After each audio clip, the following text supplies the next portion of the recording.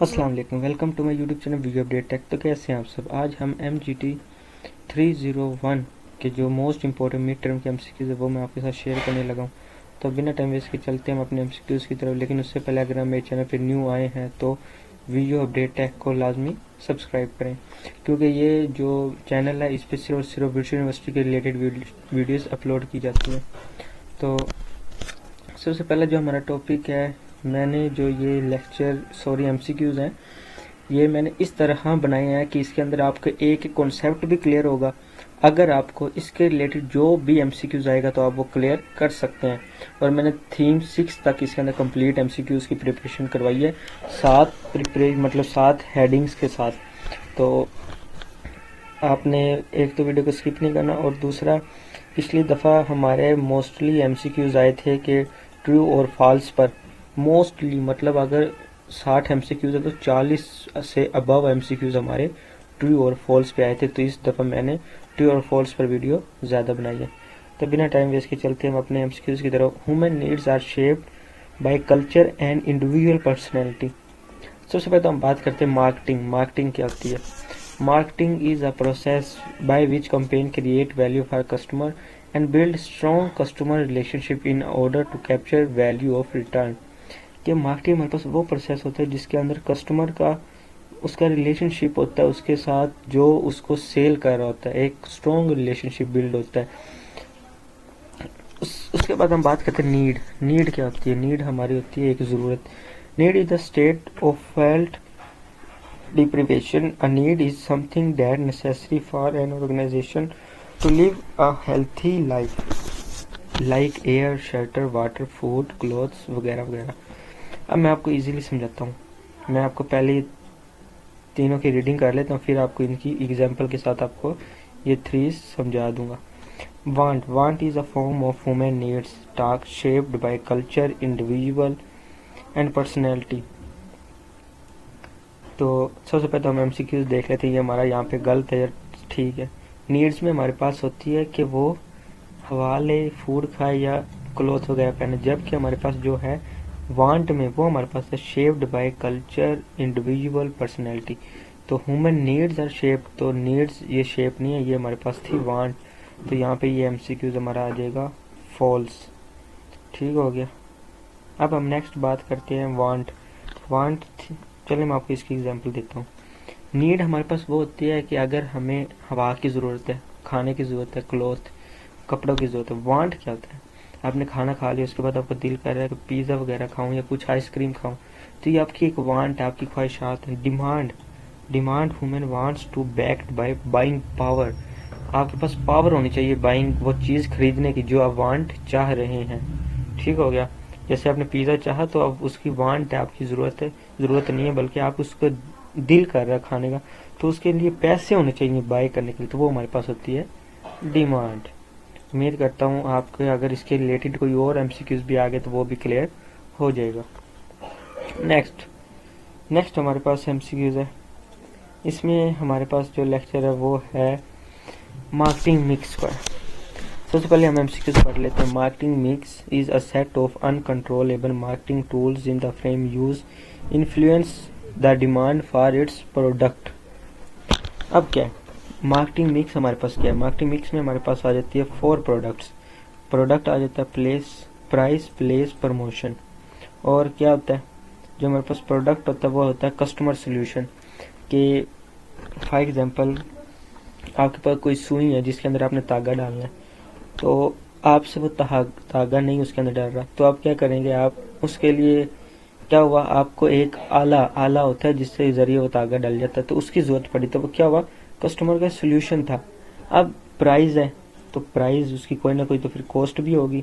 फिर प्लेस, अगर आपने वो कन्वर्सेंस करना है, मतलब उसको किसी जगह भी तो रखना है ना जाके, ताकि आप उसको सेल कर सके। प्रमोशन कम्युनिकेशन, प्रमोशन भी तो करनी है ना, फिर उसकी वो सेल करने के लिए कम्युनिकेशन करनी पड़ेगी, एक दूसरे से बात करनी पड़ेगी।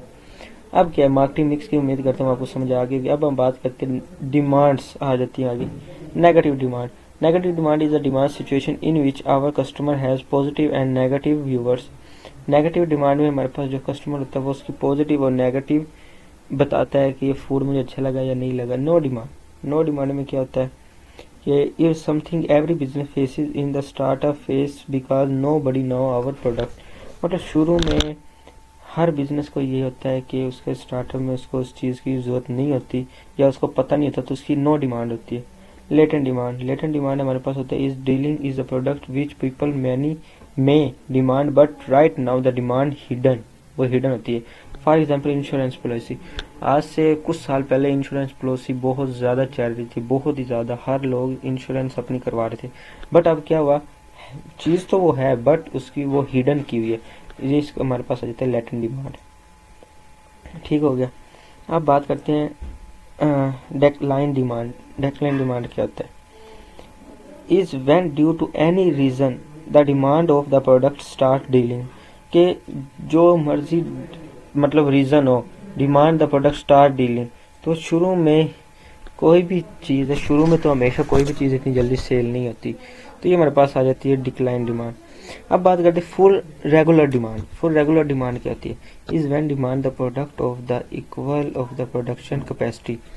मतलब कि पीछे से अब कंपनी कह रहे हैं हमें इतनी सिरगट चाहिए और वो आगे बिक भी रही हो दिन ब दिन, मतलब बिकी जा रही हूँ बिकी जा रही हूँ बिकी जा रही हूँ, तो ये क्या होगा, फुल डिमांड होगा और रेगुलर होगा। मतलब आप बना रहे हैं बिक रही है, बना रहे हैं बिक रही है, हमारे पास फुल रेगुलर डिमांड होगी।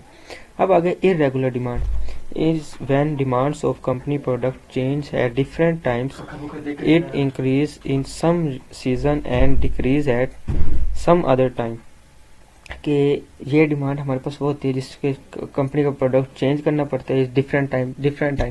फॉर एग्जांपल के अब जैसे मैं आपको एग्जांपल देता हूँ, हाँ कोई आइसक्रीम है तो क्या होता है वो हर साल बाद या 2 साल बाद आइसक्रीम का नेम वही होगा पर उसका रैपर वगैरह चेंज कर देंगे। क्यों, it increase some reason and decrease some other time, कि वो किसी भी टाइम बढ़ सकती है और किसी भी टाइम डिक्रीज हो सकती है।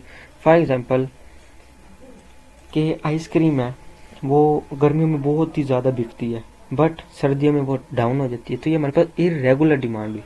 उम्मीद करता हूँ आपको ये सब की समझ आ गई होगी और ये होगा कि अब इसके रिलेटेड कोई भी एमसीक्यूज आ जाए आप वो क्लियर कर देंगे। अब हम बात करते हैं marketing mix is a set of uncontrollable marketing tools it's frame can be use influence demand for its product, के इसमें हम यूज करते हैं, तो ये हमारे पास ट्रू इसका आंसर आएगा। ठीक हो गया, उम्मीद करता हूँ आपको इसकी समझ आ गई होगी। अब हमारे पास न्यू टॉपिक शुरू होता है। अभी ये देखें, आप ये भी देख लें, साथ मैंने ये भी लिखा हुआ है, तो ये हमारा थीम नंबर 1 अभी तक चल रहा है। ठीक हो गया, अब नेक्स्ट चलते हैं।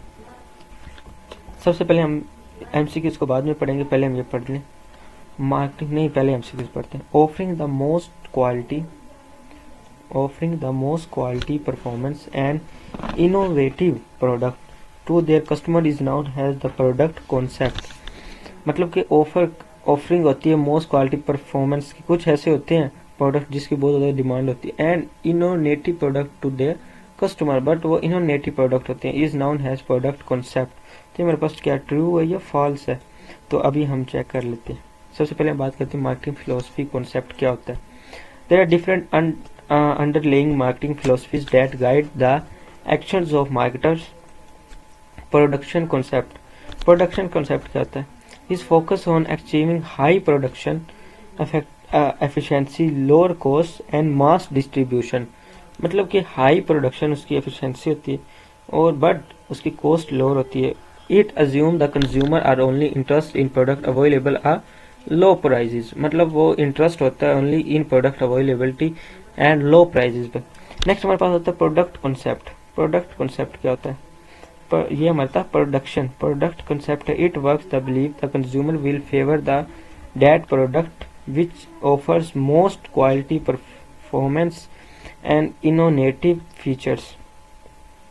कि ये वर्क करता है कंज्यूमर को जो प्रोडक्ट लेता है which offer most quality performance, जो हाई क्वालिटी परफॉर्मेंस होती है, इनोवेटिव उसके अंदर फीचर्स होते हैं। तो अब हमारा एमसीक्यूज भी आई थिंक ये था कि वो most quality performance in innovative product to customer is known as product concept. तो यस, ये हमारे पास प्रोडक्ट कॉन्सेप्ट है, तो ये हमारे पास ट्रू है। उसके बाद बात करते हैं सेलिंग कॉन्सेप्ट। सेलिंग कॉन्सेप्ट क्या होता है? Is the idea that consumers will not buy enough of the firm products unless it undertakes a large scale selling and promotion efforts. के कंज्यूमर क्या करता है? Will not buy no firm, मतलब वो उसको बाय नहीं करता use is large scale selling and promotion efforts. के जब वो लार्ज मतलब बहुत ज़्यादा सेल होने लग जाता है और प्रमोशन उसकी एफर्ट्स हो जाती है, तो ये हमारे पास होता है एक सेलिंग कॉन्सेप्ट, जिसके बाद हमारी सेल्स बढ़ जाती हैं। इसके बाद हम बात करते हैं marketing concept.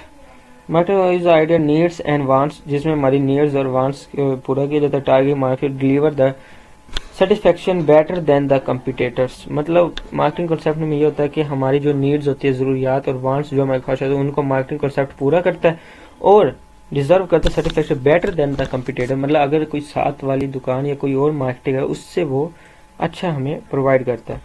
Society marketing concept. Society marketing concept क्या होता है?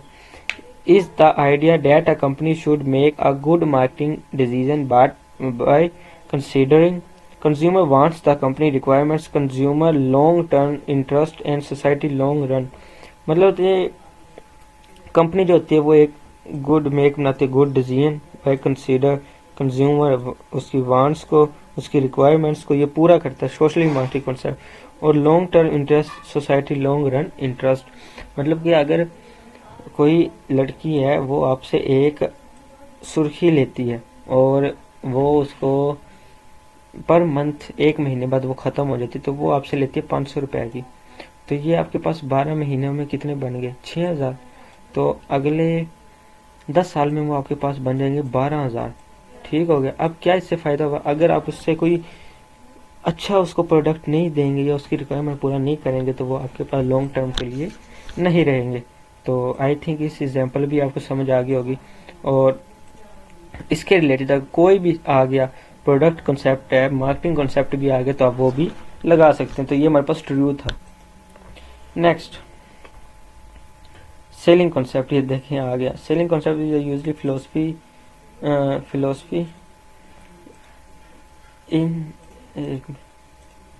in a situation when the product cost too high and marketing look for ways bring it down। तो सेलिंग कॉन्सेप्ट में हमारे पास ये नहीं था। सेलिंग कॉन्सेप्ट में हमारे पास था कि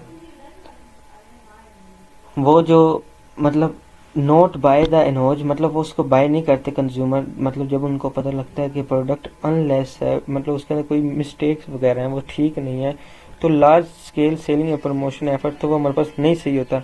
तो इसमें हमारे पास ये बात नहीं की जा रही, इसमें हमारे पास की जा रही है cost is too low, cost is too high and the market look way the bring it down. तो इसमें हमारे पास ये बात करते हैं, हमारे पास फॉल्स है। उम्मीद करता हूँ आपको इसकी समझ आ गई होगी। उसके बाद नेक्स्ट एमसीक्यूज की बात करते हैं। नेक्स्ट में हमारे पास है the environment will influence us any way and somehow we may also influence the environment. के सबसे पहले हम बात ये कर लेते हैं, पहले चलें इसकी उर्दू भी कर लेते हैं कि जो इन्वायरमेंट है वो एनी वे मतलब कोई भी हो, and show somehow we may some influence environment. तो ये हमारे पास ट्रू है, ये फॉल्स है। तो हम चेक करते हैं। An environment is surrounding the any living things, whatever around you consider to our environment is actually everything around us. It compresses human actor system, physical, chemical and other nature factor वगैरह वगैरह। We cannot change the environment absolutely. The environment में extremely complex set of factors that define the behavior every way and every living things। मतलब marketing environment की बात कर रही है। सबसे पहले तो आपको ये पता होना चाहिए कि इन्वायरमेंट क्या है। इन्वायरमेंट ये है कि हमारे आसपास, मतलब ये हम हैं, ये हमारे आसपास, जैसे अब मैं आपको पढ़ा रहा हूँ, मेरे पास लैपटॉप है, कंप्यूटर है, आसपास सोफा है, बेड है, ये पड़े हैं, ये चीज़ें मेरे क्या इन्वायरमेंट है। अब मार्केटिंग इन्वायरमेंट में क्या होगी, उसके आसपास जो भी चीज़ है, यहाँ पे आप चेक भी कर सकते हैं, ह्यूमन एक्टर्स है, सिस्टम है, फिजिकल, केमिकल और अदर नेचर फैक्टर है, तो वो हमारे पास मार्केटिंग इन्वायरमेंट में अफेक्ट करते हैं। Our environment will influence any way, so how we can influence environment. तो मार्केटिंग इन्वायरमेंट में ये है, तो ये हमारे पास ट्रू है। For example, a flower may grow when weather conditions are prosperous or die if it is not.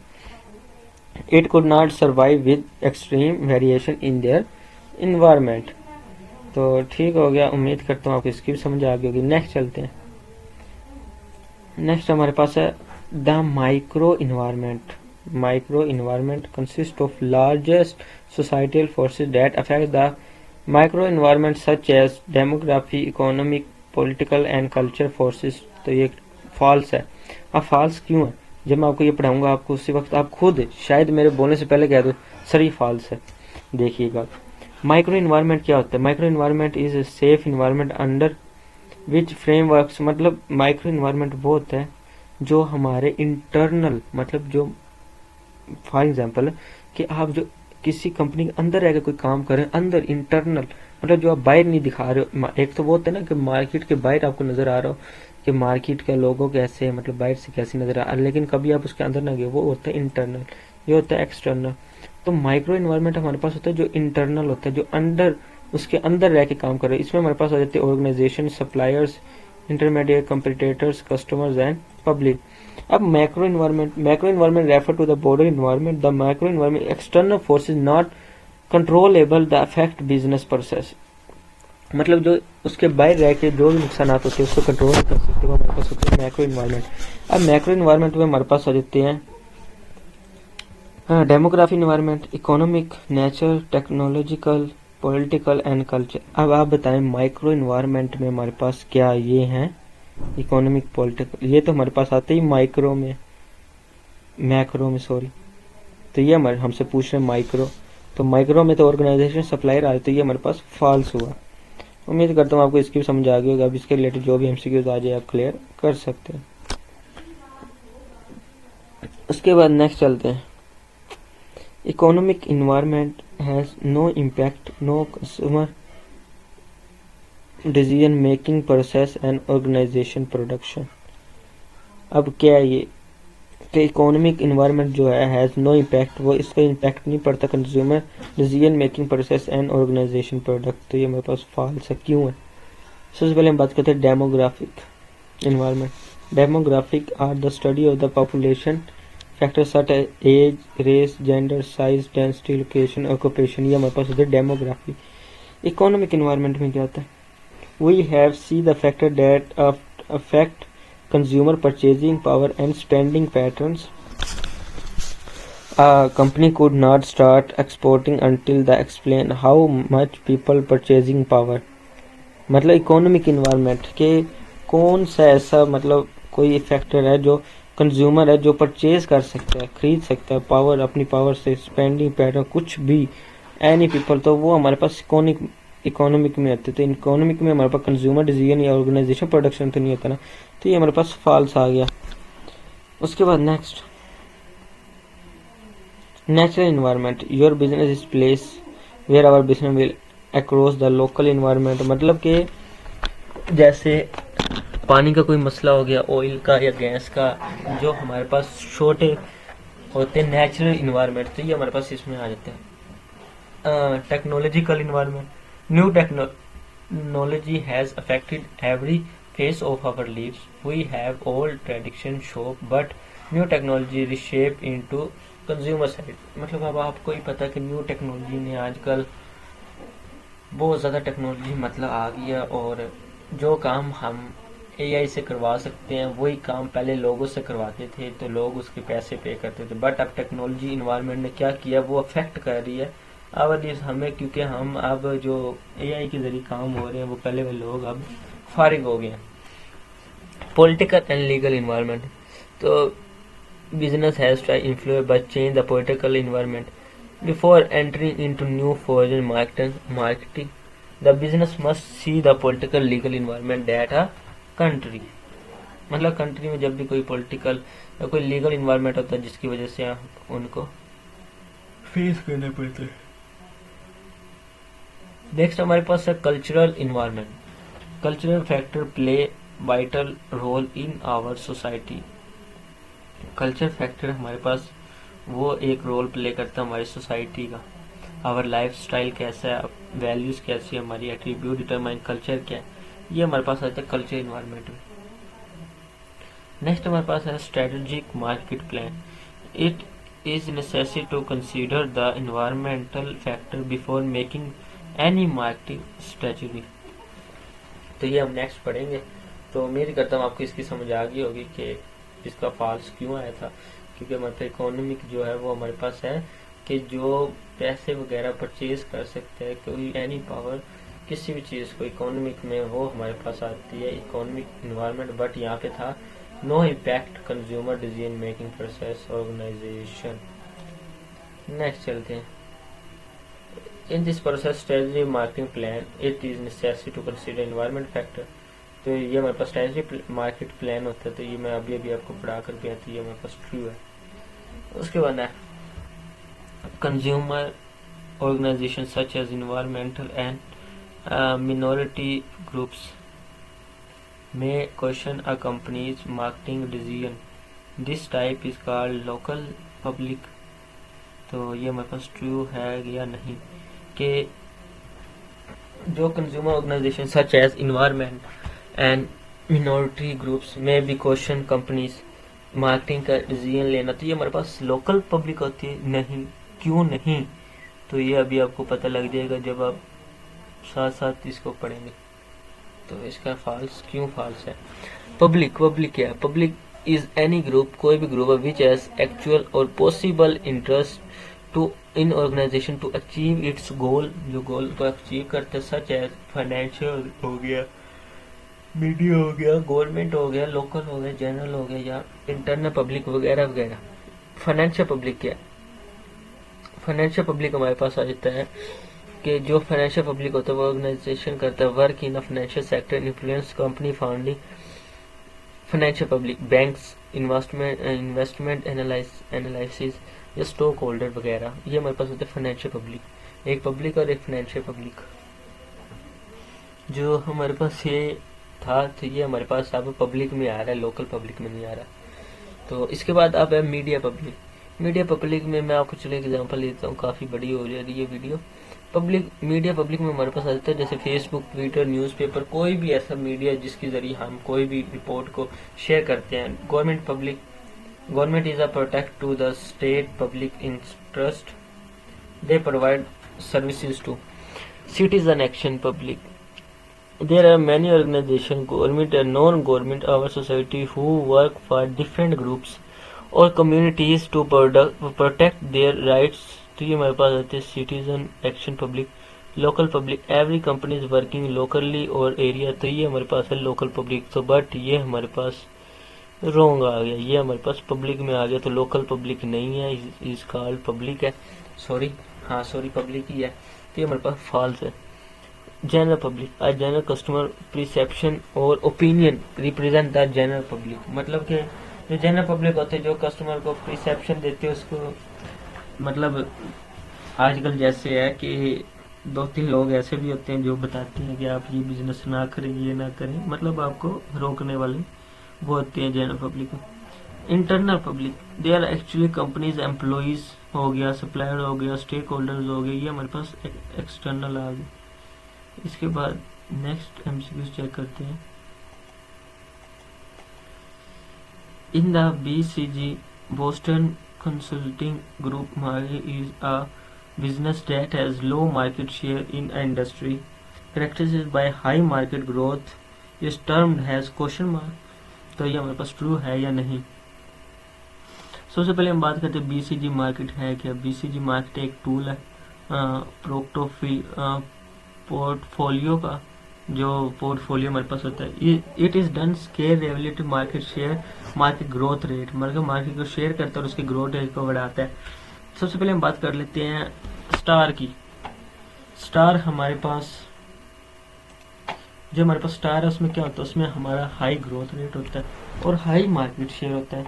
But जो हमारे पास क्वेश्चन मार्क होता है इसमें हाई ग्रोथ रेट होता है बट लो मार्केट शेयर होते हैं। तो जैसे इन्होंने बोला भी था लो मार्केट शेयर और हाई मार्केट ग्रोथ, तो ये हमारे पास इसमें फॉल्स है, सॉरी गलती से ट्रू लग गई, तो इसके अंदर फॉल्स है। तो कैश काउ क्या होता है, लो ग्रोथ रेट होती है बट हाई मार्केट शेयर होते हैं, और डॉग्स लो ग्रोथ रेट होती है और लो ही मार्केट शेयर होते हैं। तो इसमें हमसे पूछा गया था लो मार्केट शेयर और हाई मार्केट ग्रोथ, लो मार्केट शेयर और हाई मार्केट ग्रोथ, क्या हमारे पास ये क्वेश्चन मार्क है? तो यस, ये हमारे पास क्वेश्चन मार्क है। मैं वैसे ये लगा रहा हूँ फॉल्स, तो ये ट्रू ही है। ठीक हो गया। नेक्स्ट इसके बाद चलते हैं। इसके बाद नेक्स्ट हमारे पास है in the BJC model cash का हमारे पास low growth potential, small market share, low growth potential and cash cow की बात कर रहे हैं। लो ग्रोथ रेट तो लो है बट हाई मार्केट, इन्होंने यहाँ पे स्मॉल है तो ये हमारे पास फॉल्स है। ठीक हो गया। उम्मीद करता हूँ ये इसलिए मैं आपको पढ़ा रहा हूँ कि आपने ये देखें आपको कितनी अच्छी आपकी प्रिपरेशन होगी।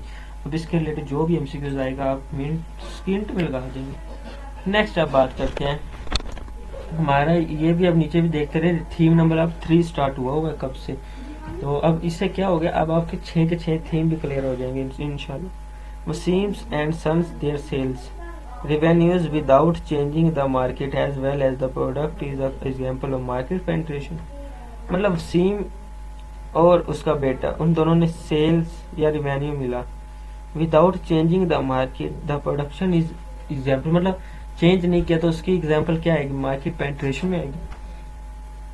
तो आपको मैं एमसीक्यूज पढ़ाता हूँ, वो बस नेक्स्ट आपको थ्योरी पूरी पढ़ाता हूँ, तो इससे आपको उसी टाइम पता लग जाएगा इसका क्या आता है। चलो, product market expansion grade is a tool for identifying company growth opportunities through market penetration, market development, product development, diversification के जो हमारे पास प्रोडक्ट मार्केट एक्सपेंशन ग्रेड होती है, ये एक टूल होता है जो आइडेंटिफाई करता है कंपनी की ग्रोथ को थ्रू मार्केट पेनिट्रेटर को, मार्केट डेवलपमेंट को, प्रोडक्ट को डेवलपमेंट एंड डाइवर्सिटी को। अब प्रोडक्ट डेवलपमेंट क्या होता है, न्यू प्रोडक्ट। सबसे पहले तो आप ये देख लें कि हम जब भी बात करेंगे प्रोडक्ट डेवलपमेंट, उसमें हमारे पास जो प्रोडक्ट होता है वो डेवलपमेंट होगा। मार्केटिंग की बात करेंगे मार्केट डेवलपमेंट होगी, और अगर हम बात करेंगे मार्केट पेनिट्रेशन की तो वो मैं अभी आपको बताता हूँ। Product development, new product exciting, new product is same area, मतलब आइसक्रीम है, उसका नया प्रोडक्ट नया, उसको न्यू नाम एक दे दिया, आइसक्रीम वही है, तो ये क्या है, प्रोडक्ट का न्यू है। अब नेक्स्ट मार्केट डेवलपमेंट के वही एक न्यू मार्केट हम बना रहे हैं बट किसी और जियोग्राफिक एरिया पर। मार्केट पेंट एक्साइटिंग प्रोडक्ट, मतलब जो प्रोडक्ट हमारे पास है मार्केट में, this product require more promotion, मतलब उसी की मोर प्रमोशन करना। फिर हमारे पास है diversification is a strategy use to expand market share, मतलब मार्केट शेयर को एक्सपेंड करते हैं, उसको यूज करते हैं। और इंटर न्यू मार्केट, लाफिंग और एक्यूरेटली न्यू प्रोडक्ट, मतलब एक न्यू प्रोडक्ट होता है। फेस द लाइसेंसिंग मर्जर और एक्विकेशन, अब market exist product, new product, market penetration. तो अब क्या बात हुई थी कि revenue without changing the market as well as the product is the market penetration. Market penetration में हमारे पास था कि existing products in existing market the require और मोर प्रमोशन, तो ये हमारे पास इसका फॉल्स आंसर है। तो ये हमारे पास मार्केट पेनिट्रेशन नहीं है। मार्केट पेनिट्रेशन तो हमारे पास है एग्जिस्टिंग प्रोडक्ट, जो प्रोडक्ट एग्जिस्ट मार्केट में, this product require more promotion, उसकी मोर प्रमोशन करना, ये है हमारे पास। अब नेक्स्ट चलते हैं। नेक्स्ट हमारे पास है in the SWOT analysis the strength are considered as internal factor for a business. In the SWOT analysis strength are considered as internal factor for a business। सबसे पहले हम पढ़ लेते हैं इसकी theory. SWOT analysis, a SWOT analysis is a compilation of your company's strength, weakness, opportunities and threats। मतलब SWOT जो है वो एनालाइज करता है आपकी कंपनीज की स्ट्रेंथ को, वीकनेस को, अपॉर्चुनिटी को एंड थ्रेट्स को। अब स्ट्रेंथ क्या होती है, strength are internal capabilities that may help a company reach its objective, मतलब जो हेल्प करता है अपनी कंपनी को, बढ़ाता है उसके ऑब्जेक्टिव को। Weakness is internal limitation that may interface with the company to achieve its objective. तो इसके बाद हम बात करते हैं opportunities. Opportunities are external factor that the companies may be able to explore to its advantages. अब बात करते हैं threats. Threats are current and emergency external factor that may challenge companies performance. ये हमारे पास आते थ्रेट्स। अब आ जाते हैं मैसेज। मैसेज में क्या है? Manager or person who basically responsible for conducting the स्वाट एनालिसिस। तो अब क्या था हमारे पास? था इन स्वाट analysis strength are consider internal factor. तो हमारे पास जो ये था, ये देखें आप, इंटरनल के बारे में बात कर रहे हैं, तो ये हमारे पास ट्रू है। उसके बाद next, ethnographic. Ethnography research a technique use data collection. तो ये हमारे पास ट्रू है। शुरू में उन्होंने बता दिया कि follow use collection of data. Ethnographic is conduct person install cameras. अब हम बात करते हैं इथोनोग्राफिक है क्या। इथोनोग्राफी रिसर्च में कंडक्ट इन पर्सन और installing cameras in participate homes और office. Observation. Observation is techniques the researcher observe the ongoing behavior of any object in the natural setting. उसके बाद कहते हैं सर्वे। सर्वे क्या? सर्वे मैं आपको चलिए एग्जांपल देता हूँ, इन सब की एग्जांपल देता हूँ, ऐसे वीडियो काफ़ी बड़ी हो रही है। सर्वे research conduct public areas visiting target officer schools universities वगैरह वगैरह। एक्सपेरिमेंट। एक्सपेरिमेंट में हमारे पास आ जाते हैं is out gathering premium data by selecting matches groups of subjects, giving them treatment, controlling relate factor and checking for difference in group response। तो ये हमारे पास आता है एक्सपेरिमेंट। तो ये हमारे पास इकोनॉमिकल, सबसे पहले तो ये एथनोग्राफिक इस टेक्निक यूज डाटा कलेक्शन, तो ये हमारे पास ट्रू था। Next, when a collect, theme number 4 है हमारा ये। When you collect information from your company according and sale record stored in the computer, you are using the primary source of data collection। तो ये हमारे पास true है, but क्यों true है हम इसकी वजाहत पढ़ते हैं। मार्केटिंग रिसर्च एंड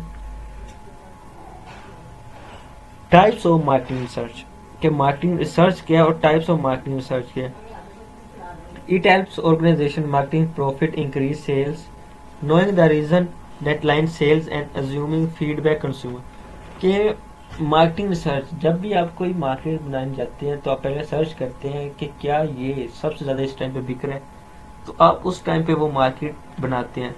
तो यहाँ पे लिखा भी हुआ है कि रीज़न, मैं बोल देता हूँ कि reason deadline sales and assuming the increase sales, उससे इंक्रीज सेल होती है और मैक्सिमम प्रॉफिट बढ़ता है। क्यों? क्योंकि आपने पहले रिसर्च किया कि कौन सी चीज़ ज़्यादा बिकती है। अब फॉर एग्जांपल आप कहते हैं कि आजकल कपड़े का कारोबार ज़्यादा बिक रहा है, तो मार्केट सर्च करके कपड़े का कारोबार बनाएंगे तो वो मैक्सिमम प्रॉफिट और इंक्रीज सेल करेगा ना आपकी। उसके बाद exploratory researchers is use to investigate problem that not clearly defined. कि ये इन्वेस्टिगेट या रिसर्च करता प्रॉब्लम पर बट नॉट क्लियर डिफाइंड, उसको डिफाइन नहीं कर सकता क्लियरली। तो ये हमारे पास एक्सपोर्टिंग रिसर्च है। नेक्स्ट हमारे पास descriptive research is a type of research that describe a population situation और phenomena that is being studied. तो ये जो हमारे पास रिसर्च होती है डिस्क्राइब करते हैं पॉपुलेशन और उसकी सिचुएशन को और उसके फिनोमिना को, ये हमारे पास डिस्क्रिप्टिव रिसर्च होती है। काउजल रिसर्च, ये हमारा ये हाइपोथेसिस के test about cause and effect relationship के बारे में। फिर data and data collection techniques, फिर हमारे पास प्राइमरी डाटा और फिर हमारे सेकेंडरी डाटा। तो ये हमारे पास ट्रू है इसका आंसर। नेक्स्ट हमारे पास है प्रोडक्ट प्राइस प्लेस। क्या ये हमारे पास इंक्लूड इन्वायरमेंट स्टिमुलाई? नो, ये हमारे पास था प्रोडक्ट मिक्स की एग्जांपल थी, तो ये हमारे पास यहाँ पे फॉल्स आ गई। अब हम थ्योरी पढ़ते हैं, consumer buyer behaviour the most important component of marketing consumer buy model of consumer buyer behaviour marketing stimuli.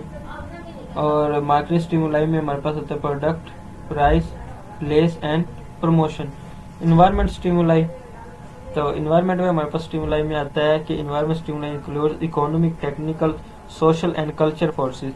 तो ये हमारे पास यहाँ पे फॉल्स है, क्योंकि इन्वायरमेंट स्टिमुलाई नहीं, इन्वायरमेंट स्टिमुलाई में हमारे पास आते हैं इकोनॉमिक, टेक्निकल, जबकि मार्केटिंग स्टिमुलाई में हमारे पास आते हैं place, price, product and promotion. तो ये हमारे पास गलत है इसका answer. Factor of influencer buyer consumer behaviour, तो इसमें हमारे पास कल्चर फैक्टर आते हैं, social factor, personal factor and physiological factor. अब नेक्स्ट हमारे पास है गेट कीपर है फार्मूला और इनफॉर्मल पावर टू सिलेक्ट और approve the final suppliers. Participate the business buyer process from the participate the business buyer process user influence buyer describer and gatekeeper. तो हमारे पास क्या ये ट्रू है या नहीं, तो हम पढ़ते हैं gatekeeper. They control and flow the information within the organisation, मतलब जो ऑर्गेनाइजेशन में हमारी इंफॉर्मेशन होती है वो फ्लो कर रही होती है, उसको कंट्रोल करने के लिए gatekeeper. They can be technical person और पर्सनल स्टैटिस्ट। तो ये हमारे पास जो यहाँ पे इन्होंने बोला था वो था formal informal power select approve the final supply. Approve नहीं करते, वो हमारे पास इंफॉर्मेशन जो है ना उसको फ्लो कंट्रोल उसका करते, तो ये हमारे पास फॉल्स है। उसके बाद नेक्स्ट है Asif regularly purchasing dairy product from the nearest milk shop is example of state by situation. तो ये हमारे पास ट्रू है। नेक्स्ट हमारे पास है various factor are influence the business buyer. Sorry, पिछला एमसीक्यूज मैंने नहीं पढ़ाया क्योंकि टाइम बहुत ज़्यादा हो गया, तो आप उसको स्क्रीनशॉट ले लीजिएगा या वैसे आप उसको एक दफ़ा ये 7 वाली थ्योरी लाजमी पढ़िएगा। Environment organisation